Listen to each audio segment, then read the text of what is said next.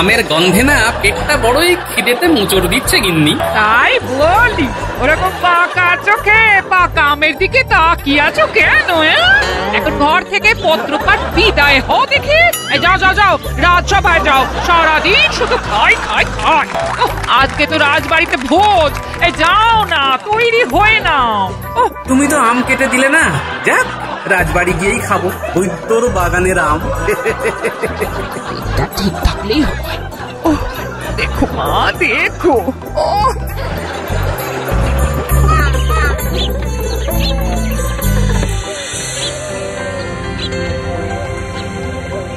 প্রতি বছরের মতো এই বছরও আপনাদের মহারাজ তার সভাসদদের কাজের প্রতি সন্তুষ্ট হয়ে একটি ভোজসভার আয়োজন করেছেন। সকলে পেট ভরে খাবেন, কেউ কোনো লজ্জা করবেন না কিন্তু। আমিও লজ্জা করব না। লজ্জা তো নারীর অলংকার, আপনি কেন লজ্জা পাবেন? গোপাল, তুমি একটু খাওয়ার সময় মহারাজের দিকে নজর রেখো। আর যে বয়স হচ্ছে উনি সে কথা ভুলেই যান। তুমি মহারাজের পাশেই বসো গোপাল। রানী, অনেক হয়েছে, আর হাতে হাঁড়ি ভেঙো না তো। এবারে গরম গরম লুচি, আলুর দম, রসগোল্লা, কালো জাম আর ভালো আম দিতে বল।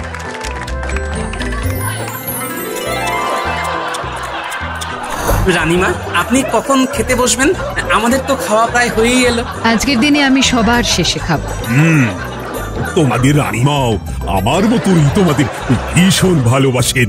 সকলের পেট ভরেছে তো, আবারও বলছি কেউ লজ্জা পাবেন না। জব্বর খেলাম। বেশ বেশ, এবারে আসছে রাজবৈদ্যর বাগানের আম। ধন্যবাদ বৈদ্য মশাই।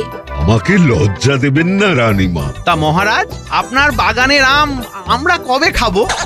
আপাতত বৈদ্যর বাগানের আম খাও, তবে হ্যাঁ, আমার বাগানের আমগুলো পাড়ার ব্যবস্থা করতে হবে। মহারাজ, আপনি আম পাড়ার দায়িত্বটা আবার মন্ত্রী মশাইকে দেবেন না, তাহলে কিন্তু একটা আমও আপনি পাবেন না, সব উনি বেচে দেবেন। আমি বেচলে তো তাও সেটা তো বাজার মারফত সাধারণ মানুষের পেটে যাবে, আর তুমি আম বাগানে গেলে তো সব আম তোমার একার পেটেই চলে যাবে গোপাল।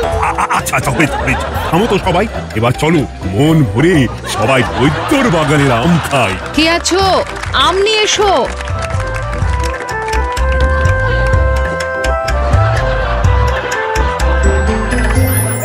ও বাবা, মহারাজের পাতে কত বড় আমের চাকলা, কত ছাড়া আমার পাতে দিতে পারলো না। কি মিষ্টি আম গো বৈদ্য। খান খান, সবাই মন ভরে খান। সবাই প্রাণ ভরে খাও। মহারাজ এখন ওদিকে গল্পে মত্ত। আমার ছোট আমটা মহারাজকে দিয়ে ওনার বড় আমটা আমি তুলে নেব। আমগুলো সব খেতে লাগছে চিনির মতো মিষ্টি। এক সে বড়কর এক আম, সব বৈদ্যের বাগানের শ্রেষ্ঠ। নিন নিন নিন, এবারে মহারাজ আম খান, আম খান। আমটা আমায় অদল বদল করতেই হবে। ওহ ভগবান, আজ তোমার পরীক্ষা দেখি। মহারাজ ওদিকে তাকিয়ে এই সুযোগে আমটা বদলা বদলি করে নি।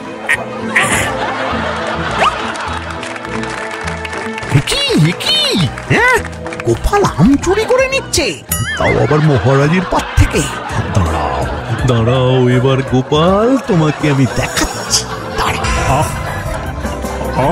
বেশ, ভালোই মিষ্টি আম। তাহলে সবাই এখন যে যার বাড়ি গিয়ে ভাত ঘুম দাও।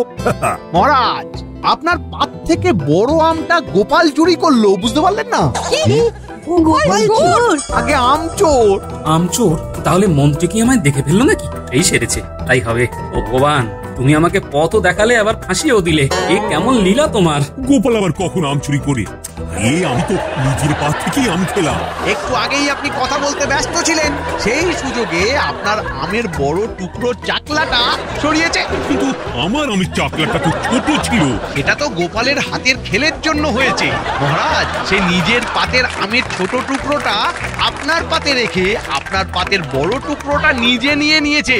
সে কি গোপাল, এসব কি শুনছি? বুকের পাটা থাকলে স্বীকার করো গোপাল। আগে মহারাজ, হ্যাঁ মন্ত্রী মশাই ঠিকই বলছেন, তবে এই ঘটনাটাকে ওই চুরি করা বলে না, বদলা বদলি বলে মহারাজ। চলুন হাত ধুয়ে রাজসভায় গিয়ে আলোচনা করি। হ্যাঁ হ্যাঁ হ্যাঁ, চলো চলো চলো। চোরের মায়ের বড় গলা। তা তুমি হুট করে এমন কাজ করলে কেন গোপাল? আম পেলে আমি শুধু বদলা বদলি নয়, অনেক কিছু করে দেখিয়ে দিতে পারতাম। আমার এতগুলো আম বাগান, আমি কিছু করতে পারলাম না, শুধু এই কবচ হয়ে আম খেয়ে গেলাম, আর তুমি কি না? আমার যদি আপনার মতো আমের বাগান থাকতো তাহলে দেখিয়ে দিতাম আপনার থেকেও কিভাবে আরো ধনী হওয়া যায়। তুমি কি আমার সাথে বাজি ধরবে নাকি গোপাল? আমারই আমের বাগান নিয়ে আমার থেকেও আরো বেশি ধনী হওয়ার বাজি ধরতে চাইছো? হ্যাঁ, ধরতেই পারি। কি হিম্মত! মহারাজ, আমি বাজি ধরতে রাজি।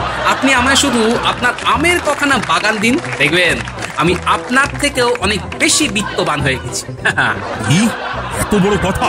মন্ত্রী, কি করবো বলো তো? মহারাজ, গোপাল 7 জন্মেও আমের বাগান নিয়ে আপনার থেকে ধনী হতে পারবে না। ও খালি আম চুরি করতেই পারে। তাহলে বাজি ধরতেই পারি, কি বলো মন্ত্রী? আমি বলছি, চোখ কান বুঝে বাজি লড়ুন মহারাজ, চোখ কান বুঝে। বেশ গোপাল, আমি বাজি ধরছি, আর আমার একটা প্রাথমিক শর্ত আছে, যেটা সকলের সামনে আমি একদম আম বাগানে গিয়ে বলবো। চলো সবাই আম বাগানে চলো।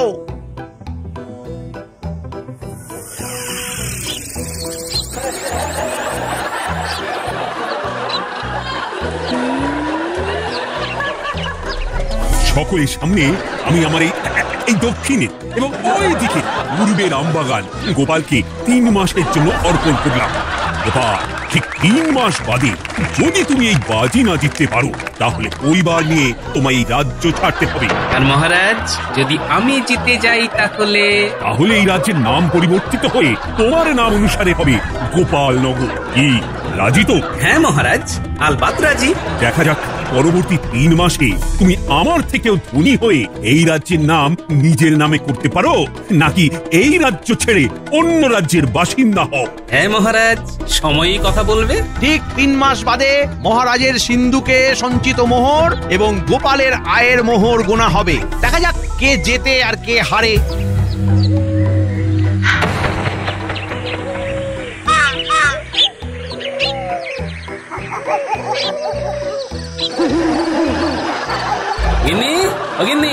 বাজি তো ধরে নিলাম, জিতবো তো? দেখো, জিতবে কিনা জিতবে সেটা আমি জানি না, কিন্তু তুমি যে বাজি ধরার সাহসটুকু দেখিয়েছ তাতেই আমি খুশি। হ্যাঁ, চেষ্টা তো করি। মাথায় একটা মোটামুটি পরিকল্পনাও করে নিয়েছি, বুঝলে? কাল থেকে লেগে পড়বো। গিন্নি, তোমাকেও কিন্তু এই লড়াইয়ে আমার সাথে সাথ দিতে হবে। তুমি না বললেও পাশে থাকবো। হ্যাঁ, আর বললেও পাশে থাকবো। তুমি আমার বড় ভরসা গিন্নি। বলছি, মেয়ে জামাইটাকে একটু দেখে। আবার সেই জামাইয়ের কথা। আচ্ছা আচ্ছা, বুঝেছি। বলছি, এই কালকে কি তোমার সাথে ন্যাপলা গুলটেরা আম বাগানে যাবে নাকি? হ্যাঁ, ওরা তো আছে। এছাড়াও আরো কিছু জনকে ডেকে নিয়েছে, বুঝলে? 2খানা বাগানের আম পাড়া কি 4খানে ব্যাপার।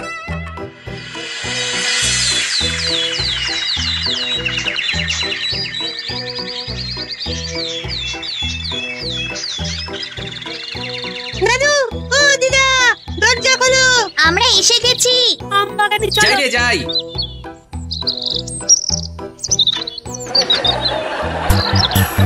দাদু, তোমার কথা মতো আমাদের সবার জন্যই আম পাড়ার আঁকশি দেওয়া লাঠি এনেছি। ভালোই হবে, সবার হাতে একটা করে লাঠি থাকবে। দাদু, তুমি যে বললে আমগুলো পেড়ে আমাদের আরো বেশ কিছু কাজ আছে, ওই কি করতে হবে সেটা তো বললে না। হ্যাঁ, তুমি তো আমাকেও বললে না। আম নিয়ে কি পরিকল্পনা আছে তোমার মাথায়? বলছি, সব বলছি। আমরা 2টো বাগান থেকে মোট যত আম পারবো তার ভেতরে কিছু আম শহরে বিক্রি করে দেব, কিছু আম নিয়ে চপের দোকান দেব, এই আমের চপের আর কিছু আম নিয়ে আমের শরবতের দোকান হবে। তারপরে বাকি যা আম থাকবে সেগুলো নিয়ে আমার অন্য পরিকল্পনা আছে। সেটা আবার পরে বলবো, এখন না। এখন সবাই চলো আগে গিয়ে আম পাড়ি।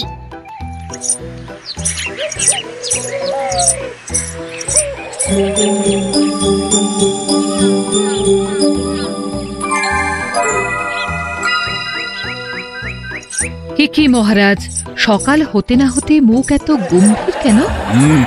রাত থেকে দেখলাম গোপাল আমবাগান থেকে আম পেড়ে গরুর গাড়ি বোঝাই করে নিয়ে যাচ্ছে। মহারাজ, গোপাল আপনাকে টেক্কা দেওয়ার বাজি ধরেছে বলে মুখ ভার করে আছেন, নাকি আশঙ্কা করছেন গোপাল সত্যি সত্যি যদি আপনার থেকে ধনী হয়ে যায়? কি হয়েছে যদি একটু মন খুলে বলেন।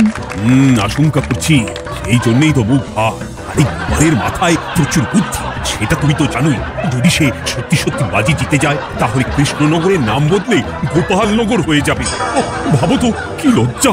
উপরওয়ালাকে ডাকুন যাতে আপনার মান সম্মান বজায় থাকে।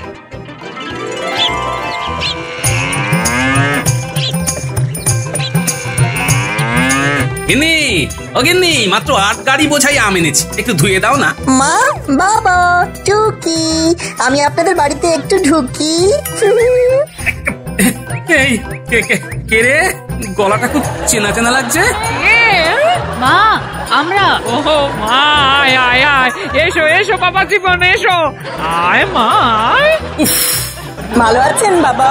একটু আগে পর্যন্ত ভালোই ছিলাম বাবা, কিন্তু এখন অসুস্থ বোধ করছি বাবা। অসুস্থ লাগছে? ভগবানকে ডাকুন, কার যে কখন কি হয়। মনে হচ্ছে ঠিক সময়ে এসেছি। কি বললে? আর তোমরা এখন এইখানে? কি ব্যাপার? হাওয়া বদল করতে চলে এলাম টুকুস করে। কদিন থেকে তারপর যাব বাবা। দেখো তোমার কদিন যাতে আবার বেশি দিন না। বাবা, এই দালানে ভর্তি আম যে, কি ব্যাপার? আমি কি একটু খাবো? না বাবা, এগুলো খাওয়ার জন্য নয়। বাবা, একটু বলো না কি হয়েছে। আসলে মা, আমি মহারাজের সাথে বাজি ধরেছি, বুঝলি। বলেছি ওনার থেকেও ধনী হওয়ার ক্ষমতা আমার আছে। বলেছি ওনার বাগানের আম নিয়েই আমি আমার ক্ষমতায় অনেক কিছু করে ওনাকে ধনী হয়ে দেখাবো। ও বুঝেছি, তা এগুলো ওনার বাগানেরই আম, তাই তো? হ্যাঁ মা, এই আমগুলো নিয়ে কিছু শহরে বিক্রি করব, কিছু আম নিয়ে শরবতের দোকান দেব, আর কিছু আম নিয়ে আমের চপের দোকান খুলব। তারপর অবশিষ্ট আমগুলো দিয়ে আম তেল, আমের আচার, আম সত্ত্ব। বাবা, এইগুলো করতে অনেক লোক লাগবে তো। তারপর 1-2 দিন অন্তর অন্তর আরো আম নিশ্চয়ই আসবে।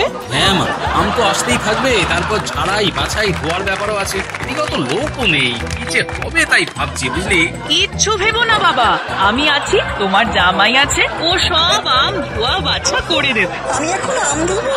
শুধু আম ধোয়া নয়, অনেক কাজই করতে হবে। চলো। ভগবান মুখ তুলে চেয়েছেন।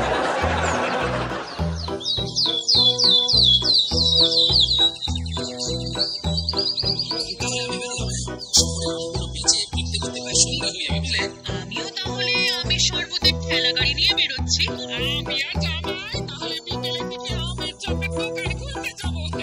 সবাই সাবধানে থেকো, মনে রাখো এই লড়াইটা আমাদের মাস 2-3 ধরে করতে হবে। আমরা কখনোই ব্যবসার থেকে অর্জিত টাকা নিজেদের কাজে লাগাবো।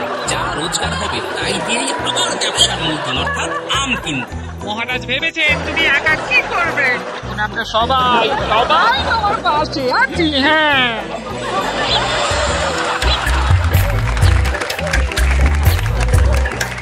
কাঁচা আমের মিঠা শরবত, 1 ঘটি 1 মোহর। কি দারুণ চপের গন্ধ, খেতে ইচ্ছে করছে। রসে ভরা দারুণ আম, 8 মোহরে 100।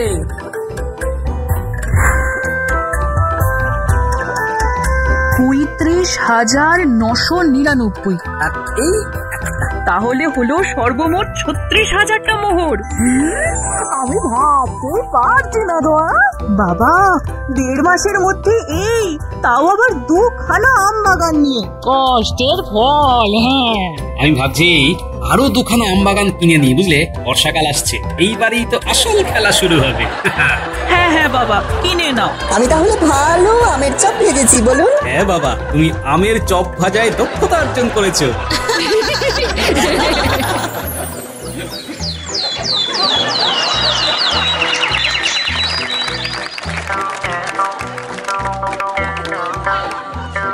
কি ব্যাপার গোপাল, এখন রাজসভায় যে? কি ব্যবসা লাটে উঠলো নাকি? আগে না মন্ত্রী মশাই, মহারাজ আমি আপনার থেকে 2খানা আম বাগান কিনতে চাই। আম বাগান কিনবে? হ্যাঁ। এত সমৃদ্ধি হয়েছে তোমার। এই মন্ত্রী, আমার মোহর গোনো। তারপর গোপালেরটাও গুনবে। 3 মাস হতে পারলো না, এখনই কিনা বাগান কিনতে চায়। মোহর তো গোনাই আছে, আর কত আছে সেটা একটা কাগজের মধ্যে লেখাও আছে। আমি এক্ষুনি সিন্ধুক থেকে নিয়ে আসছি।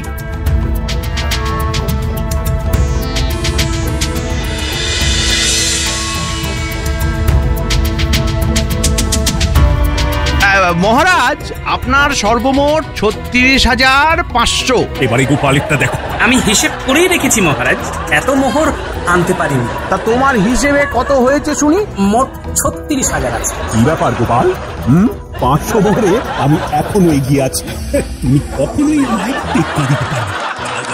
আমি আর আমবাগান দেব না। ভেবে দেখুন মহারাজ, এখনো 3 মাস হয়নি, তাতেই আমি আপনার ঘাড়ে নিঃশ্বাস ফেলছি। যাকে আমার বরাদ্দ 3 মাস শেষ হলেই না হয় দেখা হবে মহারাজ।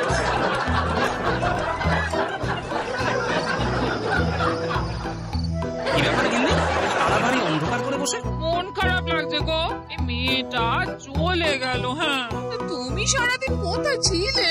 এবারে আসল যুদ্ধে নামতে হবে গিন্নি, তৈরি হও। আর এই যুদ্ধে জিতে গেলেই আমি নিজে তোমায় মেয়ের বাড়ি দিয়ে আসবো। কি যুদ্ধ? কিছুই না, অতিরিক্ত আমগুলো দিয়ে এবারে বয়াম বয়াম তোমার এই জাদু হাত দিয়ে আচার আর আম তেল বানাতে হবে গিন্নি। এই আচার আর আম তেল বর্ষাকালে শহরে প্রচুর দামে বিকবে। কি বলো কি? আমি আম দিয়ে নানা ধরনের আচার বানাবো। হ্যাঁ, আমি আজ শহরে গিয়ে সব খোঁজ নিয়ে নিয়েছি। তোমাকে সাহায্যের জন্য 4 জন মহিলাকেও বলে এসেছি। এছাড়া আমিও হাত লাগাবো। কাল থেকেই অভিযান শুরু। আচার বিক্রি হলেই তো তুমি বাজিতে জিতে যাবে। এখন যে কটা আম আছে সেগুলো দিয়ে আচার বানাও, আর আমি বাজার থেকে 6,000 মোহরের কাঁচা আম কিনি, সেগুলো দিয়েও আচার আর আম তেল বানাও, বুঝলে? জয় মা, জয় মা।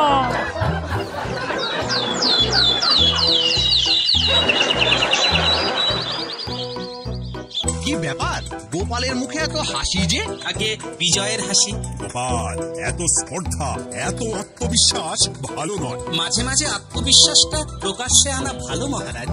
তোরা শুরু করো খাজাঞ্চি, আগে আমার টাকা জোরে দৌড়ে গুনবে। মন্ত্রী, তুমি খেয়াল রাখো। 1, 2, 3, মহারাজের সর্বমোট 50,000 মোহর। এবারে গোপালেরটা গুনো। চিন্তা নেই খাজাঞ্চি, চিন্তা নেই। তোমায় 50,000 অব্দি এবার গুনতে হবে না।